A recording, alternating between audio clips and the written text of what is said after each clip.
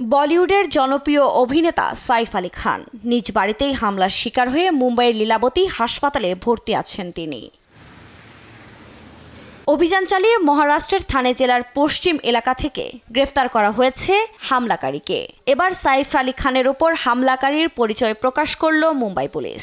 রোববার এক সংবাদ সম্মেলনে শরীফুল ইসলাম শেহজাদ নামে ৩০ বছর বয়সী ওই যুবক বাংলাদেশের নাগরিক বলে দাবি করেছে মুম্বাই পুলিশ। তার কাছ থেকে উদ্ধার করা কিছু সামগ্রী এমনই ইঙ্গিত দেয় বলেও জানানো হয়। মুম্বাই পুলিশের দাবি, ওই হামলাকারী ভারতে প্রবেশের পর তার নাম পরিবর্তন করে বিজয় দাস রাখে। মূলত ডাকাতি করার উদ্দেশ্যেই সাইফ আলী খানের বাড়িতে প্রবেশ করে সে। ভারতীয় সংবাদ মাধ্যম হিন্দুস্তান টাইমসের প্রতিবেদন থেকে জানা যায়, ওই হামলাকারী ৫-৬ মাস আগে মুম্বাইয়ে এসেছিলেন, থাকতেন শহরটির আশপাশের এলাকায়। সে কাজ করত একটি হাউসকিপিং এজেন্সিতে। তবে বাংলাদেশে তার বাড়ি কোথায় এই বিষয়ে বিস্তারিত কিছুই জানানো হয়নি। এর আগে গেল বুধবার অভিনেতা সাইফ আলী খানকে তার মুম্বাইয়ের বান্দ্রা এলাকার বিলাসবহুল অ্যাপার্টমেন্টে ডাকাতি করতে গিয়ে এক ব্যক্তি একাধিকবার ছুরিকাঘাত করেন।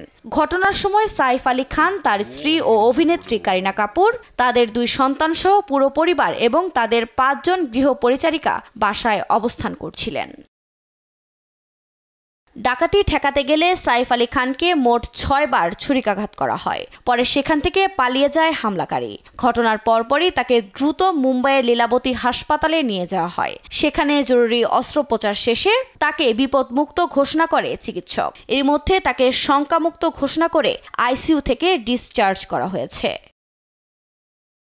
এদিকে সাইফের ওপর হামলার ঘটনায় হতবাক পুরো ভারতবাসী। সিটির আইনশৃঙ্খলা নিরাপত্তা নিয়েও প্রশ্ন তুলেছেন কেউ কেউ। এমনকি প্রশ্ন উঠেছে সাধারণ মানুষের নিরাপত্তা নিয়েও। আফরিন মৌ, নিউজ ডেস্ক, দেশ টিভি।